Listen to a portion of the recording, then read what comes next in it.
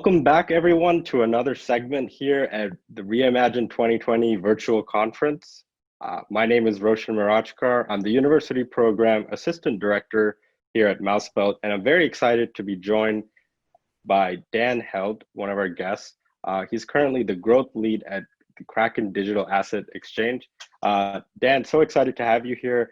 Why don't we start by letting everyone know how long have you been in crypto and kind of your early beginnings? How did you get started in the space?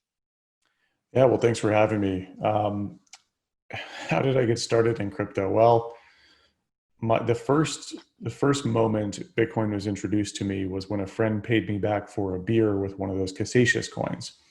And that's a coin that you see, the physical gold coin that you see in all those news articles. And he paid me back for a beer with that, and that's how I kind of started my journey. From there, read up on the economics in terms of like the monetary policy, the game theory behind it, got really entranced with that. My background's in finance. So for me, I was like, oh, this is the breakthrough in monetary policy that we've all been looking for. So the digital gold use case, the monetary policy breakthrough is what really drew me in. And, I think also like Silk Road was a great demonstration of the other great characteristic that Bitcoin has, immutability. So censorship resistance. And from there, decided to dig in further. That was like in 2011, 2012. And I actually didn't think it was, I thought it was 2012. And then I remember I looked in my email folder and found a Mt. Gox registration email in 2011. So it was actually a little earlier than I thought. So yeah, I got, kind of fell down the rabbit hole more 2012, 2013. 2013, I moved out to San Francisco. I started to go to the Bitcoin meetup out there, which at the time was only a dozen people. You had Brian and Fred from Coinbase, Jed McCaleb from Ripple Stellar, Jesse Powell from Kraken, Charlie Lee. And March 2013 hit. People forget that there was two bubbles in 2013, March 2013 and December 2013. So March 2013, price went from $10 to $260, back down to like 80, and then eventually hovered around 100. And during that boom, I saw, 150 people come into the meetup. And during that boom, I'm seeing this huge influx of demand. I'm encountering problems of my own, which was around tracking the real-time price of Bitcoin on my mobile device, which was iOS for me. And so I didn't know what the hell I was doing. I mean, I was a finance guy. I was still in finance. And so, but I knew Photoshop enough to where I could design an app. So I spent a ton of time researching how to design applications, how to build good user experiences, and learned about APIs, like where I could pull this data from, like market data, and worked with my engineering buddy to build it. And in 2013, that product was called Zero Block, and we were the most popular mobile app in crypto. So that was really cool. As I often say, I stumbled and bumbled my way into tech. I didn't know what I was doing at the time. I was just obsessed with solving a problem, which later I would learn is good product process, or like a good product mentality is to just be obsessed with solving a problem for your customer. And that's what I did. So joined blockchain.com, bought Zero Block, came on board there as director of product back in late 13, early 14. And from there, bounced around a couple other startups and crypto companies, worked at Uber as well, writer growth and growth marketing. And now I'm over at Kraken. Yeah, so I think it's really interesting how long you've been in the space, and particularly you've dabbled with a lot of the products and kind of seeing the growth of them. What would you say is some of the items that you learned, like some of your key takeaways, like building these crypto products early on? We're definitely in a different cycle now, but what is some advice you have for entrepreneurs that are still building right now? And some of the things that kept you going, in the early days, like the meetup days. Yeah, what do you think? I think crypto is probably the hardest industry to work in. Honestly, I think like as an entrepreneur, I would recommend that you don't. It's extremely difficult. So here's why. Well, first, like let's say you're a company like Uber. So Uber, month over month growth is steady. Like let's say 10% month over month they're growing. And at the beginning of the year, you had 1 million users. Now you've got 3 million. Next year, you go from 3 million to 10 million. It's this nice progression. There isn't an economic downturn every 3 years. Like you don't have a 10x jump in users and then a 90% drop. And in crypto, we have the market cycles, which dictate a lot of the, a lot of the adoption and a lot of the user growth across all products, exchanges, wallets. They're all subject to these market cycles. So you're trying to build a company when you have droughts and monsoons. And that's really hard to do because like if you don't build in the drought season for the monsoon, then you're Yeah. not going to be ready. But if you build too fast, you're going to run out of capital and then you're going to be broke. So it's a really, really hard to like time and plan product and businesses around those cycles because none of us know exactly when it's going to happen. So I think, first and foremost, that's a huge market issue where we don't see that happen in other markets. So that drought monsoon business planning is really, really hard. Also, investor appetite ebbs and flows.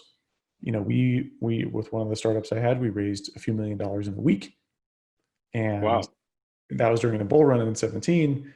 But then fundraising is a bit more difficult, as investor sentiment starts to trickle down, as the hype fades away. You need to go raise around. A startup typically raises around every year and a half, every 2 years. And Right. so, so should you raise a ton of money then in preparation? But like, what if the bull run keeps going? It's super tough to do fundraising, business planning. So that's like one word of caution and one like kind of local knowledge thing I would share. Two is that narratives ebb and flow really quickly. I mean, I've been around for a long time and so many different narratives have ebbed and flowed.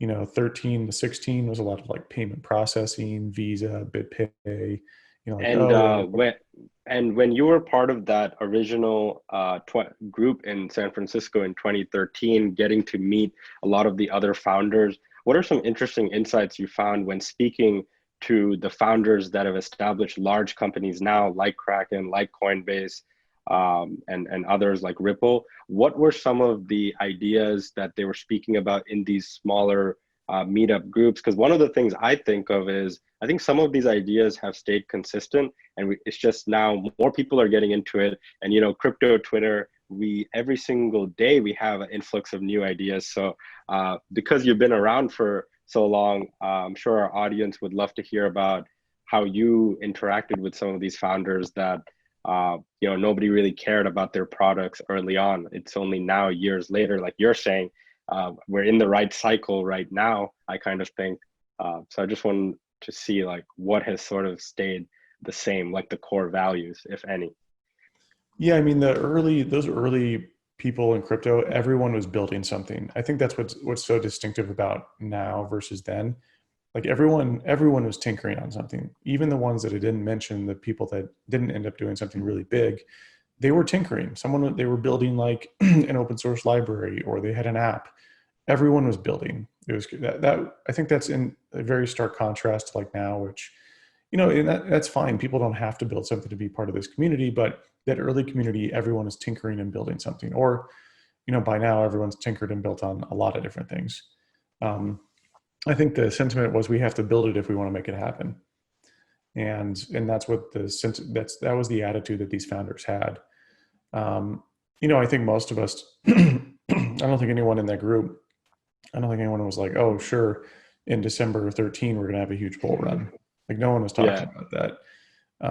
No one thought like Bitcoin hit. I mean, Bitcoin hitting $10,000 was like, sure, that'll maybe happen someday if everything goes right. But it wasn't like people look back and they're like, oh, you must have bought, tons of Bitcoin, right? Like these Right. OG, Everyone thinks that. Yeah. yeah, these OGs are sitting on piles of Bitcoin, like giant piles. No, man, most Bitcoin OGs don't have nearly as many as you think because the price of Bitcoin at that time when it was $10 was worth $10 because that's what the whole world, including Bitcoiners, thought it was worth. As the price continues to go up, people then subjectively value it higher and higher. But people will think like, oh, you must have bought so many. I mean, Mt. Gox collapsed. There's a lot of structural issues.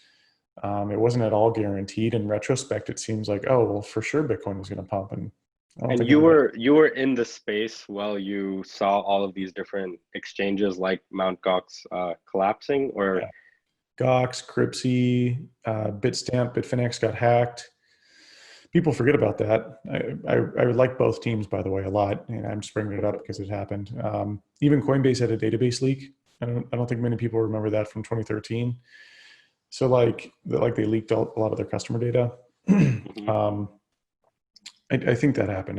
I'm pretty sure they had like a weird issue where they exposed some emails, I think. Um, but yeah, like the space is pretty shaky, and we weren't even sure if private key management was possible. Like there was sort of an assumption too that like private key management for exchanges may be a perpetual problem that can't really be solved. Like the incentive for someone to hack a honeypot of an exchange Right. would be so enormous. Also, there was other things too, where like storing your own private keys back then really sucked. I mean, there weren't mnemonics. There weren't the 12 to 24 word phrases. You had to like print it off or write it down. And if you had to write it down, it's got a bunch of, it's like computer generated, so it's like really hard to write that down accurately. There weren't nearly, Trezors and ledgers were they were more rare. I think those came out later in 14, 15, 16. There weren't steel or titanium backups like CryptoTag. So things like that, right? Where like I think people forget how rough the experience was, and I think the big price of Bitcoin reflected how rough the experience was. And most of the OGs, like most of them, Yeah. have very few Bitcoin. You got to think too. Like imagine you buy Bitcoin at a penny, like you're OG, and then it goes Yeah. to $10. Like it goes to $10, you've 1000x'd. Like that's incredible, right? I know some OGs who sold everything that way. Exactly. I know OGs who sold everything when Bitcoin was $1 because they 100x'd, right? Or they mined it for basically for free. So, and I think a lot of people too, when they hit that millionaire threshold, that's when they sell. I know a lot of guys Right. that, It's yeah, okay, at that point, the amount of return you've gotten, and like you're saying, the, back then the crypto space, it's all community supported. That's another thing that I think has still sort of stayed the same. You might agree with me here in terms of it's all built by the community, and we have a lot of institutions coming on now, but I still think the majority of the usage and the drive, it's all from people. So it's always sort of been this theme of self advocacy within the community. What you mentioned earlier, like if we need something built, we sort of have to build it, as opposed to maybe traditional finance. I would say a lot of these items that we might have multiple parties building them, or the incentives for them, like traditional, uh, like centralized finance. I think it's also different incentives. So you got into the space through building these different products and learning firsthand like what it takes for people to actually um, use the different products. So what would you say is some advice for the people that are building right now, new and old people who see crypto or blockchain as a opportunity, even though it might not be as stable, kind of an early opportunity to still keep on building? What would you say they should focus on? Maybe three core things they should focus on. are you talking more entrepreneurs or people who want to Yeah, join? more entrepreneurs, and then Okay, we'll get into a bit what you're currently doing in your role right now. We cool. definitely want to hear about that. Cool. Well, I'll touch on like different areas that people might want to focus on. I mean, look, ultimately, you have to follow what you're passionate about. Building a great product means you're obsessed about it. I think that's a core tenet of building great product is being super obsessed about delivering great experiences. So you first and foremost need to find a problem, and a clear problem that you enjoy solving. The crypto space is completely devoid of great product thinking. Um, the core fundamental part of product is solving a problem. These protocols are developed that solve a problem, but they think that they do, but they've never spent time actually sitting down with their customers to go solve this problem. So a lot of things, and this is a familiar way to phrase this in tech, but like a lot of people building shiny things that are looking for a problem to solve. So that's Hmm. systemic in crypto. This space, out of all the spaces I've seen, like ride sharing, I had a brief stint in drones. I've never seen anything like this other than in crypto, because you can just buy a coin and 100 X's, and you don't really care if it ever solved a problem or not. So People don't really need to solve problems. You can just speculate. So that, if you're going to actually go build something though, go validate your thesis that your product is going to solve a problem with your customers. So be really focused on that. I mean, that's a core fundamental part of product. Sounds very basic, but in crypto, for some reason, it's not.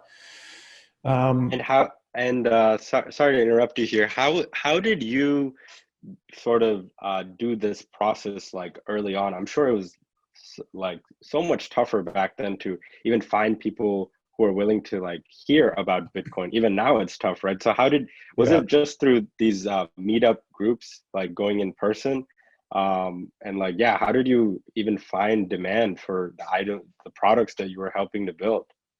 Yeah, well, let's touch on like user research. I think that's kind of what you're digging at here. Like, how did I get validation that I built the right thing? Well, if that's user acquisition, I've got to acquire enough users to tell me if I'm building the right thing. Then they give me that through direct feedback. They give me that through ratings. They give me that through usage. So as the owner of the product, I can look at like metrics in terms of session behavior, retention rates, and that dictates to me how much people are enjoying my product, how much my product is solving a problem. Early on, before anyone knew about it, I did a bunch of different user acquisition strategies. I'll just cover one because I could talk on it for the next 30 minutes about Yeah. everything. Um, I cold pitched the app at the May 2013 San Jose Bitcoin conference. I went person to person and cold pitched them the app. So a couple people later on, when it blew up, kind of a badge of honor for them, they were like, "I remember when you cold pitched me, man." But yeah, I went person to person. "Hey, I'm Dan. Cool. What brings you here? By the way, how do you check the price of Bitcoin on your phone?" And they'd like, "What app do you use? I'm curious." And they'd show me, and then I'd be like, "Well, you should check out Zero Block." So like I literally cold pitched it person to person.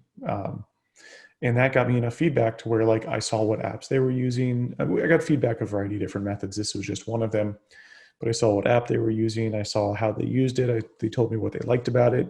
And some of those features became incorporated into Zero Block. So, when you're building, be really obsessed with solving a problem for your customer. Two, crypto is very, very much focused on speculation. I've seen tons of companies try to go build wallets, block explorers, tooling. Sure, there are businesses there. The ultimate place to be is at the exchanges or brokerages where people can speculate. Those survive. Those have survived 3 waves that I've seen. Speculation is the number one driver of the space. So whatever you're doing, Interesting. build something around speculation or something where you make money on speculation. That's the only thing I've seen survive. Which makes sense too. It's pretty intuitive, but I think a lot of people go, "Well, wouldn't it be cool if we had better tooling for X, Y, or Z?" Maybe. I mean, even Interchange, the last product I co-founded, we Hmm. did accounting for speculation. So people who speculate have to do their accounting, and Well, that. that's interesting. I've certainly never heard any speaker, anyone kind of formulate it like that, like accounting for speculation. But I totally understand what you're saying. Like the whole theme of our conference this time is disrupt the system, right? We're exploring like what are entrepreneurs, what are companies that we've seen some of the companies we work with, everybody's trying to get into blockchain right now um, because of how the world is right now. But it's interesting to hear your perspective that kind of counters that in the sense of a lot of people are building things that are trying to disrupt the way we currently do finance. And I also think that's interesting and good. But um, I think the technology in crypto and blockchain is solid, but you're definitely right. It's like what drives adoption or even additional interest. And there might be maybe the developer community is really excited about smaller blocks or something like that, but the majority of people need to know how it benefits them. So Well, that's interesting you said that. to be clear, I mean, we're not tax software. We're just accounting software. Um, any business, whether they exist in a jurisdiction that taxes them or not, has to do a proper accounting to account for their finances. So this is just a core business software. We're not like, we're not here to reinforce how people should interact with the state. We're here to make sure that businesses run. So I would make those distinctly different because, we're not a software that we would consider like to be statist. Accounting is more just a core fundamental tenet of how businesses need to run. They need to be able to track things, monitor things, evaluate balances, reconcile, and that's what we helped with. And this was for large enterprises, so mainly crypto hedge funds. Got it. Got it. So thanks for giving that bit of advice to the entrepreneurs that are building out there and people that are looking to get into the space. It is quite a unique space. I want to get into your current position now and talk a little bit about what you're doing right now, how you sort of got to this position, and also like what are the similar opportunities for people who are maybe looking to transition from traditional finance or even from people of different backgrounds. So I know you're currently the growth lead at Kraken. So how did you become the growth lead at Kraken? Like, as I remember, you just told me you were a couple of years ago, you were at a conference just showing people like your app and pitching to them, and now you're leading growth and doing some exciting stuff. So yeah, how did you get to this position? Yeah, so I mean, when I cold pitched the app, that was 7 years ago. Wow. Long time ago. Yeah, I mean, I've known Jesse for years. So in terms of the Interchange, so Interchange, the accounting company that I co-founded, we got acquired by Kraken. I've known Jesse for a long time. He's a really smart business leader in the space. Kraken's a super well pedigreed exchange. We saw a lot of different ways we could work together, being combined. So Kraken acquired Interchange in July 2019. My background has been in growth typically. So early stage startups, that's user acquisition for free. That's building the product, that's finding product market fit. At companies like Uber, we're talking about App Store, larger functions I worked on, growth marketing, rider growth. Rider growth is a product team. We did onboard engagement virality and App Store optimization. And so I've seen product and marketing both at scale and at small startups and typically in a growth function. So growth means the way that growth as I define it, because a lot of people think like growth hacker, which at early stage startups is sometimes what you do. You're kind of hacking to get growth, but at large Hmm. scale, it's more of like just a growth mindset. And the growth mindset is around looking at someone hearing about your product, so the awareness level in the funnel, and then you have consideration, acquisition, onboarding, so signing up, and then activation, them learning the aha moment or the make magic moment where they go, I get what Kraken does. For Uber, that was the first trip. For Kraken, you might imagine that being the first trade. So what we do is we look at that user journey from hearing about Kraken all the way through to signing up and trading, and we look at where we can remove friction. So imagine you land on kraken.com and you want to sign up. You click the sign up button, you go in, and we ask for 100 different forms. Imagine that. You could imagine that the conversion rate through that would be really low. So what our Yeah. team would do is we go in and we try to remove form fields. So like, we don't need your middle name. Maybe we just need your first and last name. Things like Hmm. that, like removing that friction from that process. We're not going out, we're not building new features. We're going through and optimizing that flow, that journey that users take. So that's what the growth team does is we accelerate growth through the more efficient conversion of users through the process of hearing about Kraken to trading. Interesting. Yeah. So, and why should people trade on Kraken and not on other exchanges like Coinbase? I think right now, for the majority of new people joining, they immediately go to Coinbase. And I've used Coinbase a couple of times. I still use it occasionally, but I definitely think there's opportunities for different exchanges. So I want to get into that a bit to let people know what are some unique benefits of Kraken, and some unique attributes if you have any. Yeah, so it depends on what type of trader you are, like retail versus pro versus institutional. So how about for our Well, retail traders out there? yeah, I can dig into it a little bit on kind of more overarching value props. So Kraken is much cheaper than Coinbase. If you look at our maker taker fee minimum structure, Coinbase is at like 50 bips for both maker and taker on the lowest fee, on the lowest volume structure. We're cheaper than that. So if you're going to go execute a trade and you're a retail trader, and I think Coinbase is up to 50,000. So for that fee structure. So most people, if you're going to execute a trade, we're going to be cheaper. We're the third most liquid exchange in the world. It's Binance, Coinbase, Kraken, and we're typically not far behind Coinbase. So in terms of liquidity and slippage, we're one of the deepest pools of liquidity out there. Crypto asset pairs, we've got a ton of different crypto assets if you'd like to trade across. We've got tons of different crypto assets to trade. We offer margin trading. So margin trading is a core component of our business. So if you want to go levered and trade, Kraken's one of the only US venues that offers that. I think Coinbase just offered that, but in a very low amount. Right. Mm-hmm. So, Kraken, I would say, has like cheaper fees. It's long-term trusted in terms of it's never been hacked, never had a database leak. Over 11 years of existence. It's been around for forever. I mean, Kraken way back in the day used to, Jesse found out about Bitcoin through Mt. Gox because Mt. Gox stands for Magic the Gathering Online Exchange. Jesse is into Dungeons and Dragons. So Got it. that's how we found out about it. So Kraken has been around for a while, and I think Kraken's early product was facilitating trades of a similar manner.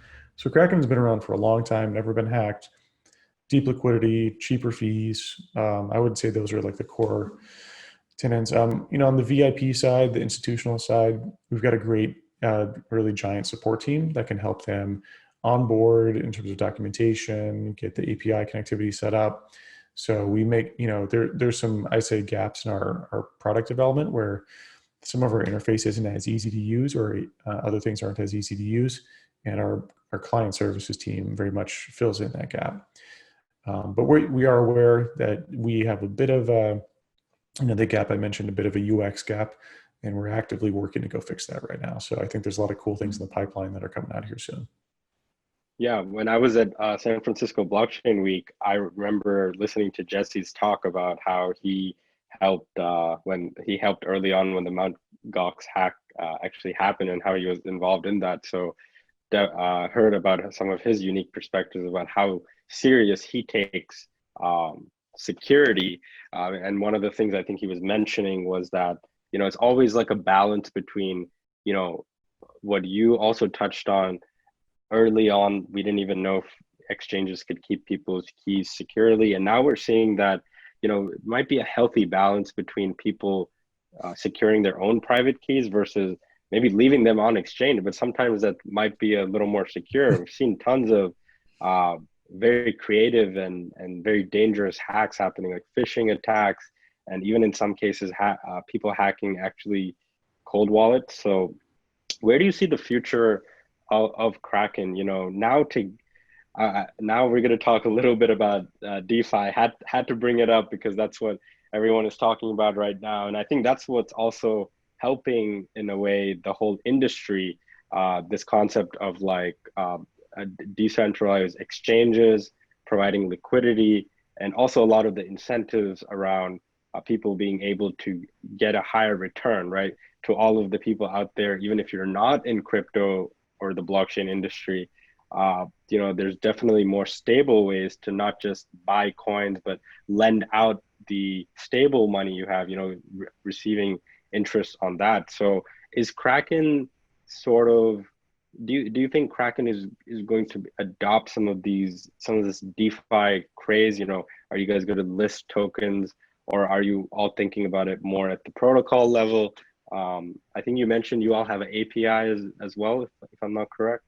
Yeah, we have an API.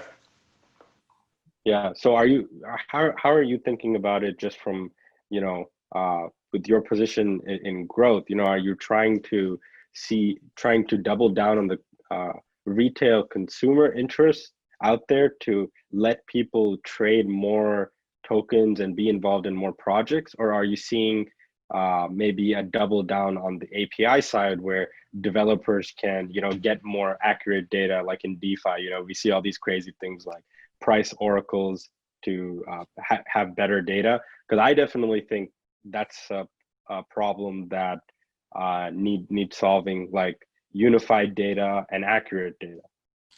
Yeah, so there's a couple things to unpack here. One is that, on the growth side, we're looking at that user journey. So we're not really focused on strategy or new feature implementation. And I wouldn't be able to talk about some of the things that we're working on there, but I can provide overall perspectives. So happy to do that. with Kraken, our core bread and butter is we have deep pools of liquidity. So a lot of buyers and sellers are willing to come trade XYZ crypto asset or pair at our exchange. Those pools of liquidity is a very hard thing to find. This isn't what I've noticed with exchanges over time is that typically like pools of liquidity or like deep pools of liquidity ebb and flow, but Kraken has remained constant through that time, which is pretty incredible. It's sort of a Schelling point in a way for liquidity. Same with Coinbase and Binance, which is a weird thing. I'm not sure if any one company has unpacked exactly why that occurred. For example, like why do people go to those three exchanges versus Bitfinex or Hmm. Bitstamp, which they used to. But Bitfinex used to be the deepest pool of liquidity. So that's a really unique thing, and so we're laser focused on enabling buyers and sellers of crypto assets to easily come to Kraken and trade, whether it be through API or the GUI. No matter how many DEXs are created, it will still be fiat on and off ramps. So taking euros, dollars, pounds, getting that into crypto and back out, you're going to have centralized exchanges for that. There's no way to do that in a decentralized fashion.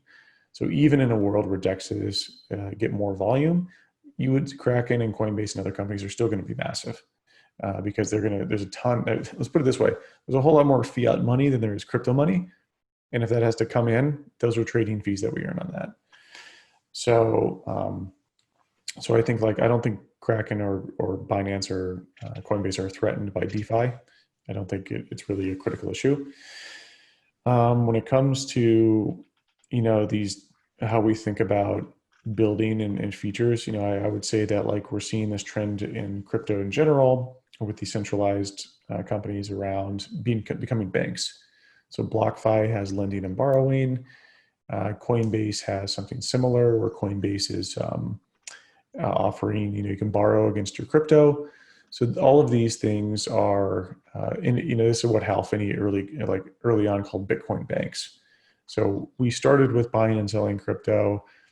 We're seeing other exchanges get into lending and borrowing. We're seeing BlockFi blow up with lending and borrowing. So I think all this said, this all points to, I'd say these are other big parts where I see them all kind of coming together. And, I think that's generally the trend that you'll see exchanges go down. Also maybe developing more brokerage style products. So there's Coinbase and Coinbase Pro. You've got Cash App, SoFi, Robinhood. Those are all brokerages. Most consumers don't want to trade with an order book. They just want to press market. They don't even know what an order book is. They just want to press buy Bitcoin. Yeah. So I think in general, those are pretty basic trends, but in general, that's what I'm seeing. Yeah, and we all saw the Twitter hack that happened where somebody was trying to extort Bitcoin. One thing I thought that was interesting was a lot of the centralized exchanges, like you said, were able to stop the input and outputs in some cases tied to that specific wallet address. I think they did it at the exchange level, right? So do you think that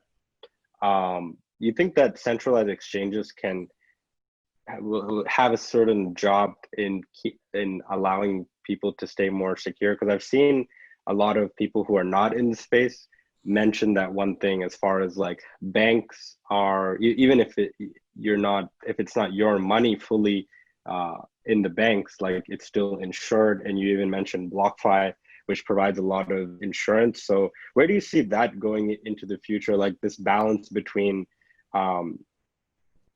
the value being provided in that actually owning Bitcoin and it being unseizable, but you also have those cases where the Bitcoin is actually being hacked, and maybe you should keep it on an exchange and have some insurance on top of that? Because I also don't think these things will go away. But we're in a complete. So now I just want to get your ending thoughts here, maybe on where do you think this DeFi mining liquidity craze will end? And I don't know if you have any unique insights on what you think about the security or just new paradigms, kind of. I'm sure when you were building all these products, you thought about security first, but it definitely might not have been at the top of the list, right? Because maybe we didn't have those issues yet.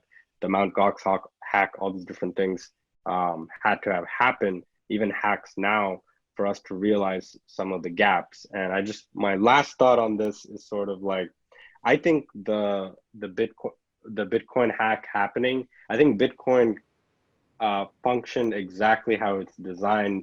It did everything that is designed to be used. And the hackers that actually did the attack, I believe they were caught within a couple of hours, just because of how transparent everything is. And at the end, Bitcoin didn't get hacked. But I would say, one issue is what the perspective that came out of that. Most people are still saying like, well, the Bitcoin is associated with the hack.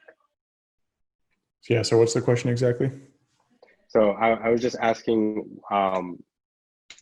do you think that the Bitcoin hack was good or bad for Bitcoin? Look, I mean, over the years, Bitcoin's narrative couldn't be worse in the mainstream press. I mean, it's used for drugs, money laundering, hacking, etc. People buy it because the number goes up.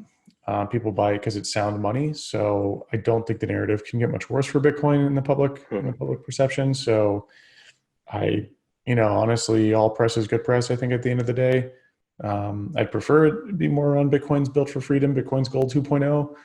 Can't really control it. It's been 8 years of seeing like journalists intentionally misrepresent Bitcoin. Like, I don't know if you saw some of the articles, but people were like, oh, the Bitcoin hack. But like, when people steal dollars from other people using hacks, they don't call it the dollar hack. So yeah, so it's interesting they call it that. Yeah. yeah, mainstream journalists are, I've followed, before the whole like fake news thing that occurred in 2016, early 13, like you very much realize that mainstream journalism is, they write, they're intentionally dishonest. Like for example, they would report on Bitcoin from Wall Street Journal, Wired, and Forbes, and say like Bitcoin doesn't, like you can print infinity Bitcoin. And if they had read the Wikipedia article, it's obvious you can't do that. So and I realized if I understand this one industry really well, and they're all misreporting on this, not from like, oh, they had a slip of a word or two, like they completely missed it from an objective perspective. If they're doing that here, they're probably doing it in every other thing I'm reading in the news because they're not the experts. The journalist isn't an expert in science, Bitcoin, oil, whatever it may, markets. They just distill and take that narrative and then talk to a few sources and then go write up a narrative and put that out. So that it really early on, Bitcoin made me realize that like a lot of mainstream presses, they just really don't understand what's going on, and they are fake news. I mean, they're not the experts, right? I don't fault them for it, but they certainly hold themselves in this regard that they're like the bastions of truth and freedom. And I'm like, get out of here. You guys barely cover what's important. I mean, people on the inside, we build and we know. Like none of you know. Yeah, we know. Yeah. We know what's going on.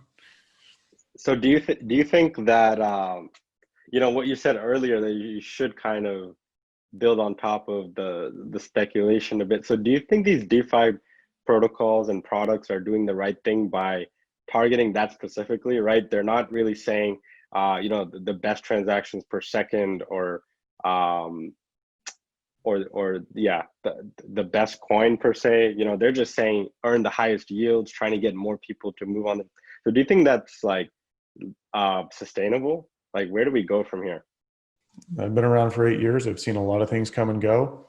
People are free to speculate as they wish, and please come speculate at Kraken if you'd like to come trade. We'll see what happens. Like I said, I've seen a lot come and go. You're earning a yield because you're taking on risk. There's no free lunch. So I would challenge people to go evaluate how they're earning yield and think about what is involved with earning that yield. Like, for example, if I'm using BlockFi and I lend out Bitcoin, I'm earning a yield because they're lending that out to counterparties, and one of those counterparties could default. And there's also the time value of money component. Someone needs to borrow Bitcoin now and pay me back later. So they're willing to pay for that privilege. That's why there's a yield on your coin. That's why there's a yield on US dollars whenever you deposit them. And those are lent out. That's how money works. That's the core fundamental tenet of all investing.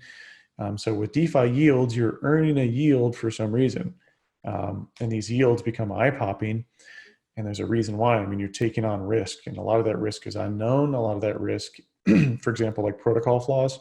which we saw with YAM. Mhm. Some of that risk as well is like it's short-term returns, and then eventually it dissipates. So there's sort of a bag holder effect there. I haven't digged in super deep, but that's the core fundamental tenet of all investing, is that like you're earning a yield because you're taking on risk. And so you should evaluate or dig in deeper on what risk you're taking. Yeah, thanks for sharing that perspective. I think this is a great way to end our segment. We have Dan Held leading the growth lead at the Kraken Digital Asset Exchange. Thanks so much for joining us today, Dan, and sharing your perspectives. And hopefully everyone who tuned in got some interesting perspectives on how to build, follow Dan's story along the way, and got some important takeaways. And I really like what you said at the end there, to sort of think about these incentives a bit more. So thank you so much, and tune Thanks into for the having next me. segment of Reimagine.